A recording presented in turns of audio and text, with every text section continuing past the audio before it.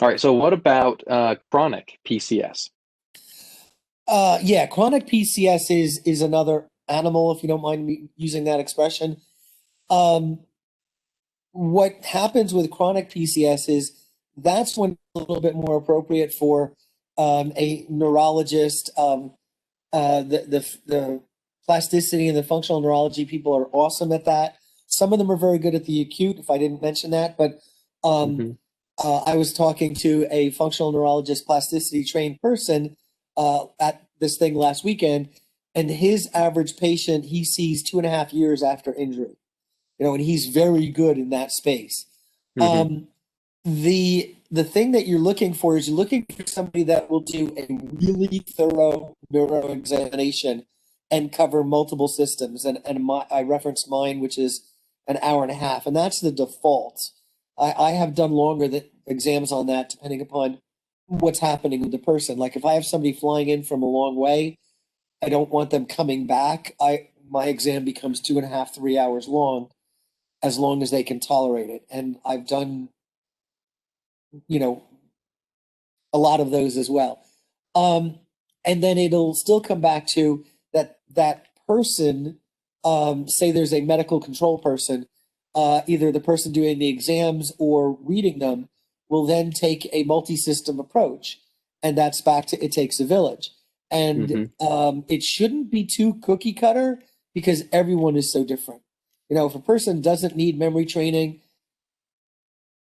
don't do too much of it, maybe a little bit to see if there's like a decrement, but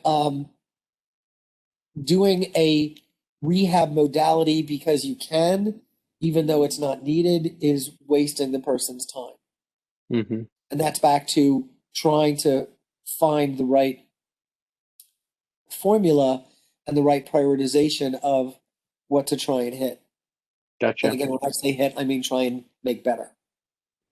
So I'm curious on your perspective on this because there are a handful of different treatments that have been really effective for Brittany. The first that she did that made the most difference was working with Deborah Zelinsky at the Mind Eye Institute, I think, in Chicago, I and know her, getting yeah. glasses and all her stuff, right, changing the way that the light comes into the brain, and that helped to decrease her symptoms significantly.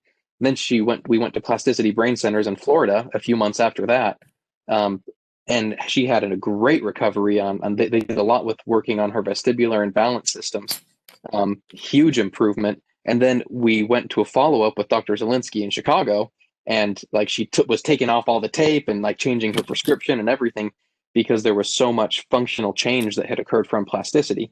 And Right. from there, we did cognitive FX that did more with neurovascular coupling and blood flow to the parts of the brain that are dormant to reactivate different brain functions. So those are like three different treatments that we've done that have been extremely effective. Are there any other types of treatments that you would suggest people look into? Because right now, that's all that I have in my context for chronic PCS treatments. Well, my response is, how long do you have? So if she had a neurovisual dysfunction, the neurovisual dysfunction could definitely impact the vestibular system. So the vestibular system needs to be tweaked. Deborah Zelinsky is very good at the visual part of the neurovisual system. Brain plasticity is the brain part of multiple aspects of the whole brain system, and then you want to do plasticity. Plasticity means you're growing or cleaning, culling and pruning, or neuroplasticity, making new connections, new cells, new synapses, new dendrites to be able to do those tasks better. And Dr. Zelinsky's um, methods are also well established. Again, focusing a little bit on the visual, which is an important aspect as well. Hmm. And then the metabolic that you talked about with cognitive FX, they all work together. But then again, you didn't touch on um, proprioception or auditory or olfactory or swallowing or cranial nerve 5. I work with a person who's a specialist on cranial nerve 5, and there are people that have speech deficits and they think it's because of word finding and it's a brain problem. And they go, oh, Broca's area or Wernicke's area. And then I'll do an exam and I may have to refer to the other person. No, it's actually some of the nerves controlling the voice box and the muscles aren't working well. And again, I do a little bit of testing there, just enough to be dangerous. And then if I find a deficiency, then they go to the expert. Mm-hmm. And I can continue. So I said proprioception. There's multiple aspects of proprioception with regard to the different regions that are controlling that. There's executive function with regard to memory, processing. There's frontal lobe. There's impulse control. They're each different areas that could bubble up post-traumatic brain injury. Spatial reasoning. We had a patient several years ago that was pretty much all okay, and then they just kept not being able to park their car.